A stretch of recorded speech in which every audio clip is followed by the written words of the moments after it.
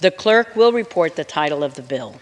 H.R. 4561, a bill to provide for third-party testing of transportation security screening technology and for other purposes.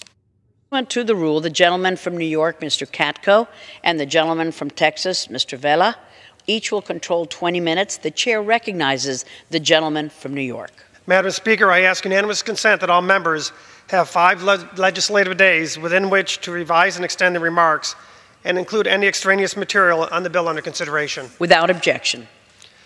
I yield myself such time as I may consume, Madam Speaker. The gentleman is recognized. Madam Speaker, I rise today in strong support of H.R. 4561, the Safe Tech Act, sponsored by my good friend and colleague and a knowledgeable alumnus of the Homeland Security Committee, Congressman Bilirakis. Mr. Bilirakis recently participated in my subcommittee's overseas congressional delegation to examine airport security and the passenger screening technology in place at last point of departure airports with direct flights to the United States. As part of our delegation, we visited Schiphol Airport in Amsterdam, where we saw the effective deployment of new and advanced computed tomography screening technology, as well as a number of other screening technologies aimed at making the passenger and employee screening checkpoints both more effective and more efficient. Upon returning to the United States, the committee conducted rigorous oversight and found that the existing testing and evaluation processes in place at the Department of Homeland Security and the Transportation Security Administration are riddled with bureaucratic bottlenecks that serve to delay new technologies for years. I will note that the technology in place at the airport in Schiphol was made in the United States, yet we're not taking advantage of that technology because of these bottlenecks. Additionally, due to log jams at Homeland Security and TSA facilities, small businesses, as well as technology startups, are often prevented from participating in the acquisitions and procurement processes. As a result, our aviation system is left with antiquated security technology that is incapable of adequately responding to new and ever-evolving threats. Madam Speaker, this is simply unacceptable, and we must act to reform the Homeland Security and TSA acquisition processes. H.R. 4561 takes significant steps towards making these reforms by allowing new technologies to receive third-party testing and evaluation while maintaining existing lines of authority for the TSA administrator to ensure such testing remains held to the highest standards of security and integrity. This bill will not only drive innovation, but will also save taxpayer dollars at Homeland Security and TSA while reducing costs to companies developing new screening technologies. That is why we have received broad support, not only in a bipartisan manner here in Congress, but also from the private sector. Madam Speaker, I commend the dedication of Congressman Bilirakis to performing and reforming the broken acquisitions process currently in place and for working with me and the committee on developing this bill.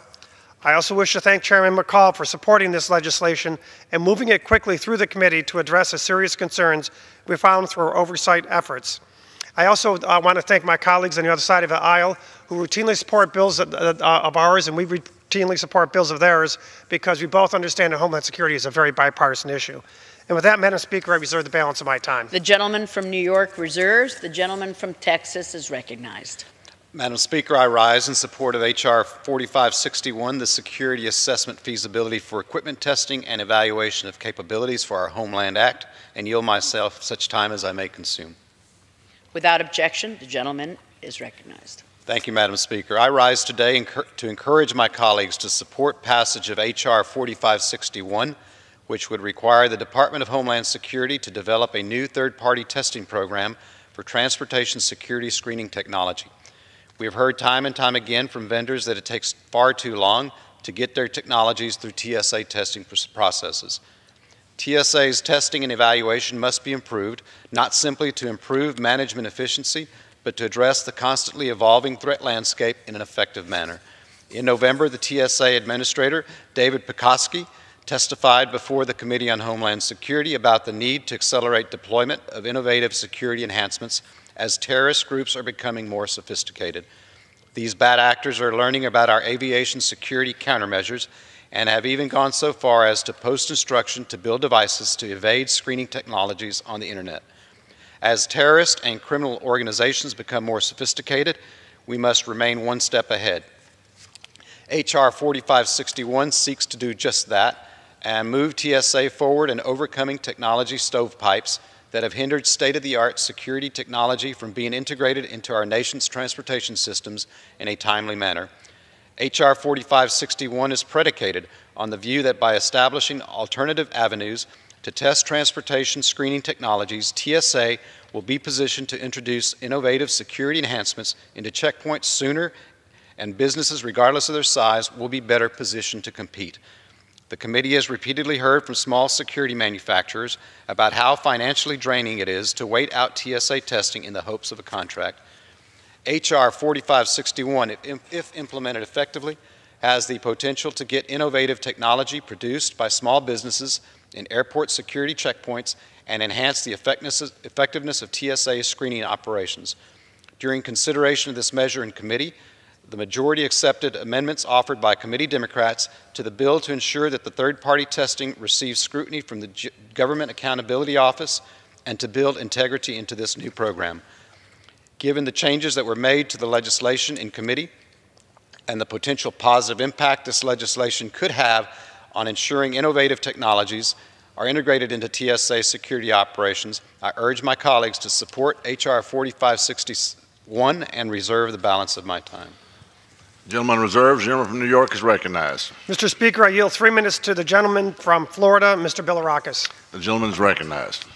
Thank you, Mr. Speaker, and I thank the chairman, my good friend John Katko, and also the ranking member, my good friend Philo Vela, and also the chairman, the full chairman of the committee, Mr. McCall. Thanks for your great work. I really appreciate it. I rise today in support of my bill, H.R. 4561, the Security Assessment Feasibility for Equipment Testing and Evaluation of Capabilities for Our Homeland, or the SAFE TEC Act. My legislation seeks to strengthen the safety of international air travel. Specifically, this bill provides an avenue for third-party testing of innovative technology screening capabilities to enhance airport security. The testing program authorized under this act shall include evaluating the performance of detecting explosives and other prohibited items. Additionally, the SAFE TEC Act will look into alternative testing for other factors, including health and safety concerns, operator interference, human error, environmental dynamics, reliability, and interoperability. The bill also assesses the feasibility of linking compatible security technology utilized by the United States and international allies in order to augment screening checkpoints. The coordinated collaboration is an essential element of strengthening global security. Currently, technical standards for safety and operating procedures at the international airports are set by international agreements. However, the standards in place are generally broad, leaving potential vulnerabilities through inconsistencies with the international partners. On a recent congressional delegation, I appreciate you including me, Mr. Chairman, on a recent congressional delegation trip to review screening procedures for inbound travel to the United States and major EU hubs, I was startled by the lack of consistency in international standards and gaps in technology that support precautionary measures to ensure passenger safety. Today's bill, and I appreciate the work of the committee, and thank you for making an even stronger bill. Today's bill will address this concern and improve the safety of our air travel for all passengers. I've always contended that if we're not safe, then nothing else matters. The protection and security of our homeland and its citizens is our responsibility, Mr. Speaker, which is why I introduced the SAFE TEC Act. We must ensure those entrusted with the care of our citizens have the best resources and technology available to combat the growing threat of terrorism. Passage of this bill today makes air travel safer for everyone entering the United States and for our citizens, and represents a step forward in ensuring the cooperation needed to improve global security. I urge my colleagues to support this good bill and its passage in the House. Thank you very much, and I yield back. Gentleman yields back. The gentleman from the great state of Texas is recognized.